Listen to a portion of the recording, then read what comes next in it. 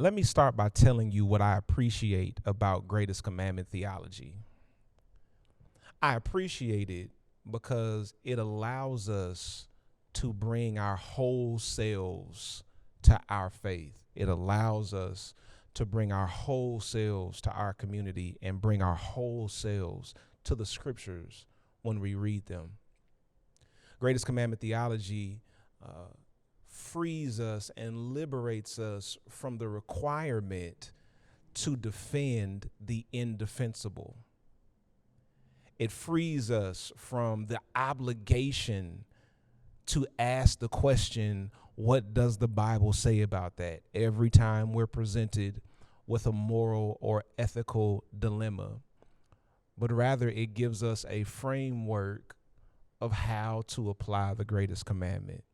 I appreciate greatest commandment theology because it is fluid and flexible, yet still strong, so that as times change, the greatest commandment will remain a constant. Cultures will change, customs will change, our language will change, but the greatest commandment will remain a constant framework through which we can determine how to live, how to connect with ourselves, our neighbors, and God. Now that I have that out of the way, let me tell you what bothers me about greatest commandment theology. What bothers me is how it forces us at times to question concepts and ideologies we didn't know we needed to question. It's a beautiful thing. It's liberating to come into a community of faith where, all of your questions are valid. We're not going to ostracize you. We're not going to cast you out because you have some doubts, but we embrace doubts in this space. So it's beautiful to come into this space, and now we can ask all the questions that we ever wanted to ask, but the caveat there, or the danger, is when somebody else questions an area of our certainty. When somebody else raises a question about a concept that we never thought we needed to question. And as I have worked through this greatest commandment theology concept with you, walking alongside of me, salvation is one of those concepts that wasn't at the front of my mind when I was putting this together. I didn't sit down to put together greatest commandment theology. Well, first of all, I didn't sit down to put together greatest commandment theology. I was just trying to make sense out of my faith. And Myron told me one day as I was writing, Doc, you're a systematic theologian. And I said, Myron, no, I'm not. What are you talking about? I'm just, trying to make sense out of this faith because I've learned too much to keep saying the same stuff I've been saying. And now that I know better, I should do better. So I'm just trying to do better. He said, well, whatever, you're a systematic theologian. So this continues to bear that truth because I got to the point now where we have to look at this concept of salvation that I just didn't even realize we may have to address. So we did this series this month, and a couple of weeks ago, Callie led us through John chapter 3, where Jesus tells Nicodemus, one must be born again. The week prior to that, on Bible and Beyond Live, Myron did an excellent job walking us through Acts 16, where the Roman jailer asked Paul and Silas, what must I do to be saved? And the first week of this series, I dealt with this text, Romans chapter 10. And it's very interesting because this is a very popular passage of scripture that has been cherry picked to death in many of our churches and our reformations and traditions. There are so many different catchphrases that are all extracted from Romans chapter 10. And this is a place where Paul does a lot of his theological work around the topic of salvation.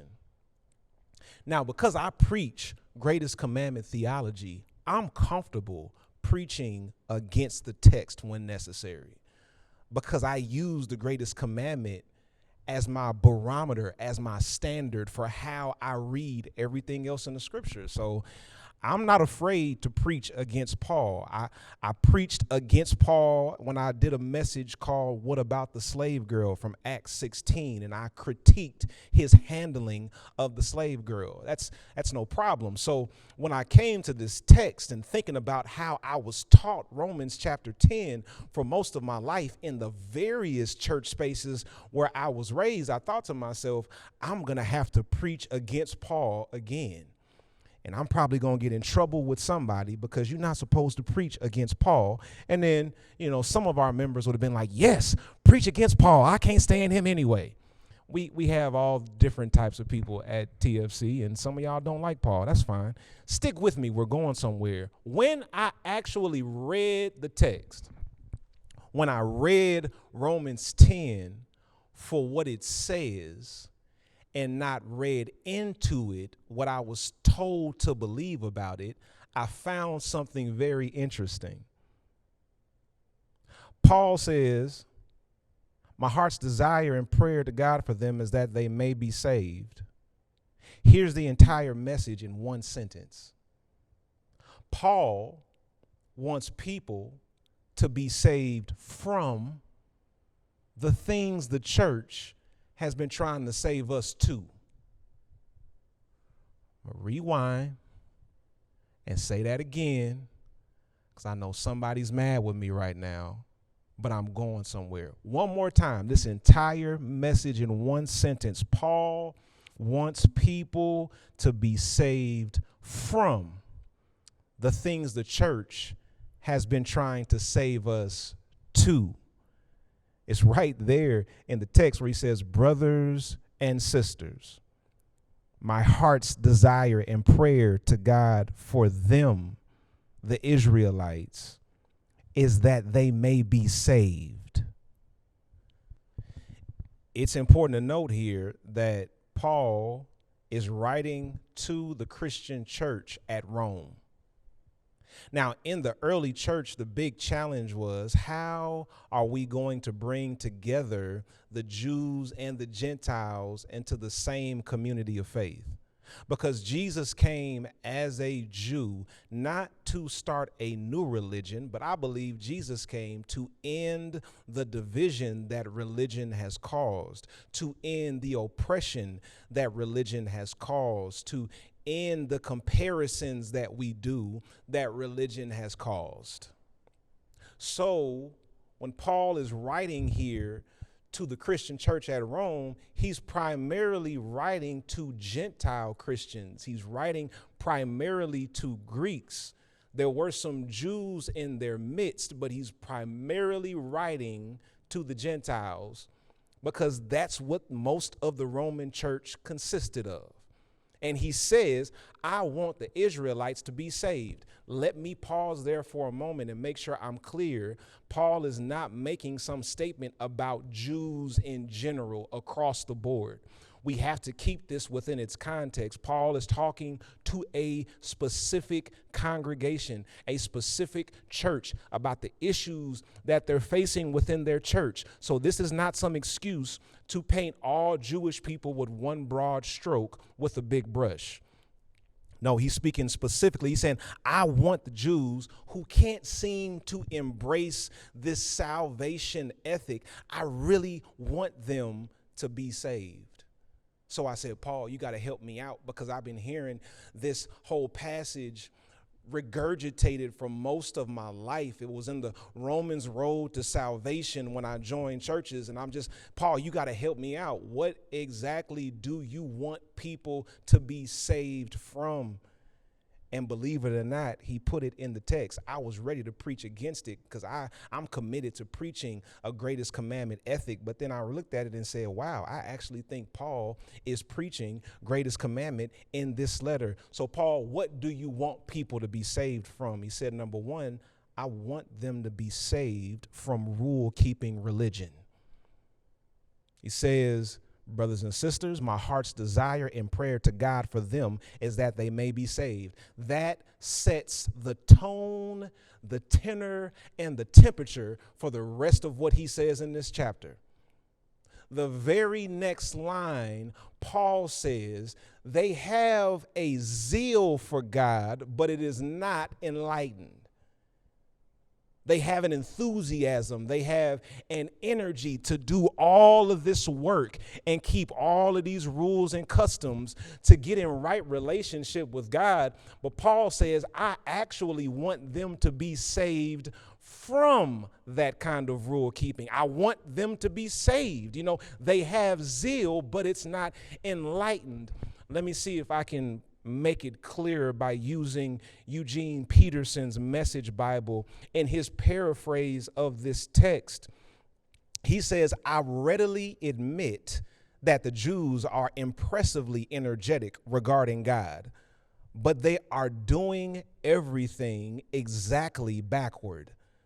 They don't seem to realize that this comprehensive setting things right, that is salvation, is God's business, and a most flourishing business it is. But right across the street, they set up their own salvation shops and noisily hawk their wares.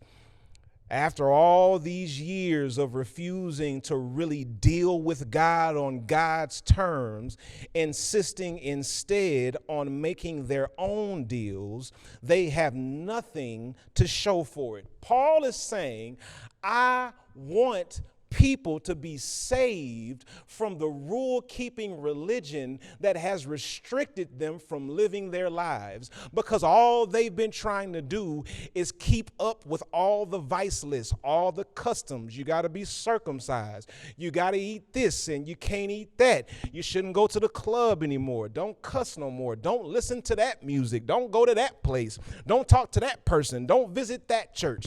That's all we think salvation is about, the way it was presented to us. But Paul is like, I'm trying to get y'all saved from that stuff. I remember growing up, I had a friend who bought the D'Angelo Voodoo album 5 times. 5. Not because she liked the album so much, but because she would go down and rededicate her life, because apparently the last time it didn't stick, and then she would have all of this zeal after she rededicated her life and would get into that rule keeping pattern of, I gotta purge everything out of my life. I'm getting rid of this hip hop music. I'm throwing away this album. I'm not going here. I'm not going there. And then eventually it would just fizzle and die out. And she would realize how much she really enjoyed the Voodoo album and how she's missing something because she really connects to it on a very deep level. And she would go buy the album again. And then eventually that rule keeping would creep back up and she'd walk back down the aisle, tears in her eyes, snot bubbling up out of her nostrils, and she would rededicate her life again, and she would throw away the album again until that zeal would wear off, and then she would buy the album again. 5 times Paul says, I am trying to get you saved from the very thing you've been told you need to be saved to. I want you to get saved from rule-keeping religion, because righteousness is not rooted in keeping rules. Righteousness is rooted in relationship. And I'm not just throwing relationship out there as some ambiguous term for you to figure out. No, it's very clear, as Jesus states it, your relationship with God is rooted in how you relate to your neighbor and yourself. So if you are disconnected from yourself, there is no way you can be in right relationship with God. He says, I'm trying to get you connected to a relationship with God by ditching the rule keeping and connecting to yourself. In other words, Paul was saying, I'm trying to get you to break all the rules. Go get the book. So listen, he says, I want you to be saved from rule keeping religion. He also says, I want you to be saved from afterlife anxiety. We've all been there. At least, if we've been in church more than like 2 weeks, we've heard it a time or two. If you died today, where would you spend eternity? One time I heard somebody say at the invitation, if you left the church today and you got hit by a bus and died, do you know where you would wake up, where your soul would rest for eternity? Would it be in heaven with Jesus or would it be in a burning hell? If you closed your eyes on this side, when you open them on the other side, where would you be? We have promoted a theology of salvation that intentionally creates afterlife anxiety. And Paul specifically says in this very chapter, Romans 10 and verses 6 and 7, that it ain't even got nothing to do with that. It's right there in the text, Romans 10, 6 and 7, but the righteousness that comes from faith says, do not say in your heart, who will ascend into heaven? That's to bring Christ down, or who will descend into the abyss or into hell? He says salvation isn't even about that. I'm trying to get you saved from afterlife anxiety. But we've been promoting an ethic that creates anxiety every day. We get saved because, I don't want to die and go to hell. And that's not the concern of the text. The concern of the text is not where you spend your afterlife, but how you spend this life. Because if you focus on how you spend this life, the afterlife will take care of itself. But we walk around every day with anxiety about our afterlife. So we scrutinize every decision we make. If I do that, am I going to go to hell? Am I going to go to hell for sleeping with that person? Am I going to go to hell because I had a child out of wedlock? Am I going to go to hell because I went to the club? Am I going to go to hell because I got drunk that one time? Am I going to go to hell because I got drunk a few times? Am I going to hell? Paul says salvation isn't even about that. He says, I'm trying to save you from the afterlife anxiety that others have been trying to save you to. So Paul says, I want people to be saved from rule-keeping religion. I want people to be saved from afterlife anxiety. Last thing, and I'm going to leave you alone. Paul says, I want people to be saved from crippling comparisons.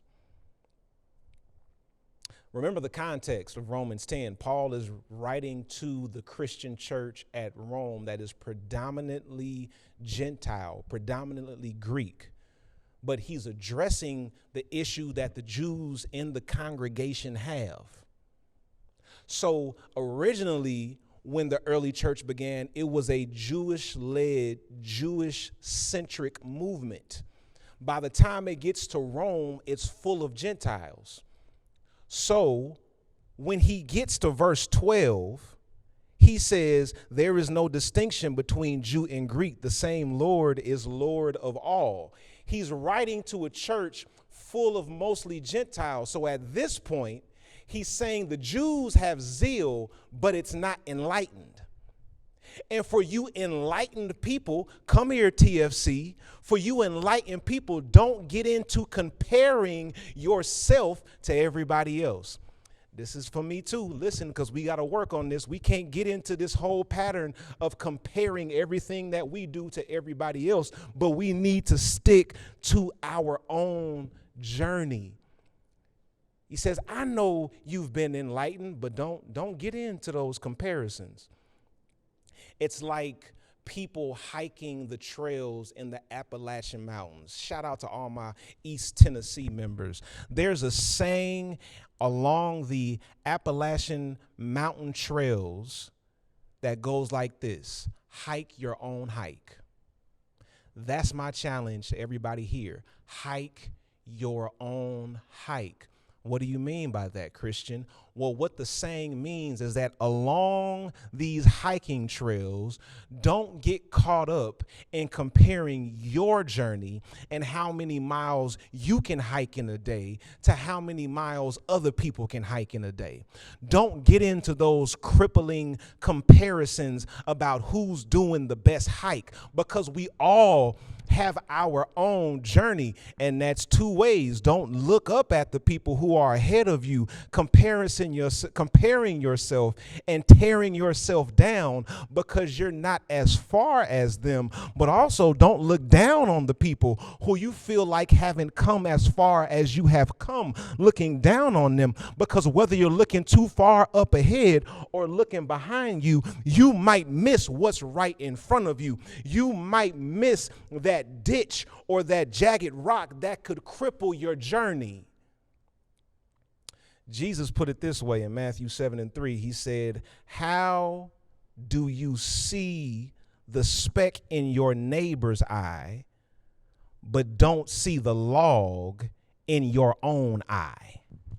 Let me tell you what I love about the revelation that I got from that passage, because usually when I would look at that passage in Matthew 7:3, I would think to myself, that's because you got more problems than the other person. Your problems are bigger than the other person's problem. But as I consider it in the context of this message, that's not really what Jesus was saying. Jesus wasn't saying you got bigger problems than your neighbor. What he was saying is your problems are closer to you than your neighbor's. So he's referencing your field of view. Our eyes can only take in so much information. So if you have a piece of sawdust right in your eye, it will look like a beam. But if you're looking at somebody else's problem, even if they got a log, because of how far away, it just looks like a little piece of sawdust. He's saying focus on what's right in front of you, because what's right in front of you is what should be taking up your field of view rather than focusing on what they got going on. Says, how are you focusing on the speck in their eye? I don't care how big the speck is, because to you, you got a beam that's sitting right here. It's right in your face. He's saying focus on what's right in front of you. Salvation is freeing us from crippling comparisons. Jesus said it. How are you going to focus on the speck in your neighbor's eye, but ignore the beam in your own eye? And what I figure is, it suggests to me that many of us just don't believe Jesus. This is where I start to push back a little bit against Paul, not because I think he was wrong, but I believe in our context we need to ask a different question. Throughout Romans 10, Paul reemphasizes repeatedly, believe in Jesus, believe on Jesus, and we have been regurgitating that for generation after generation. But I believe if we would make a transition to just believing Jesus, we would get so much further in our current generation. Let me tell you how counterintuitive it is to suggest that we should believe Jesus. As I was typing out my notes for this particular message, I typed out believe in Jesus. And then I typed out believe Jesus. And Google Docs said, wait a minute, it gave me that little blue squiggly line, which suggests there may be a grammatical error here. And I thought, did I type that wrong?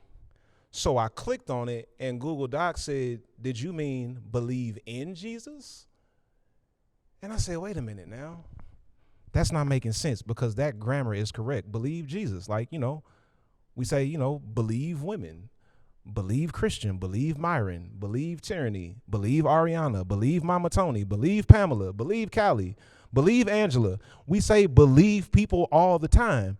But when I typed in believe Jesus, it was such a foreign concept that Google said you must have meant something else.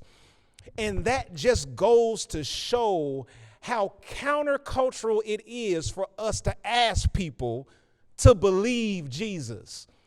We've been talking about how we need to believe in Jesus, but maybe our salvation from rule-keeping religion and our salvation from afterlife anxiety and crippling comparisons is rooted in whether or not we're willing to believe Jesus.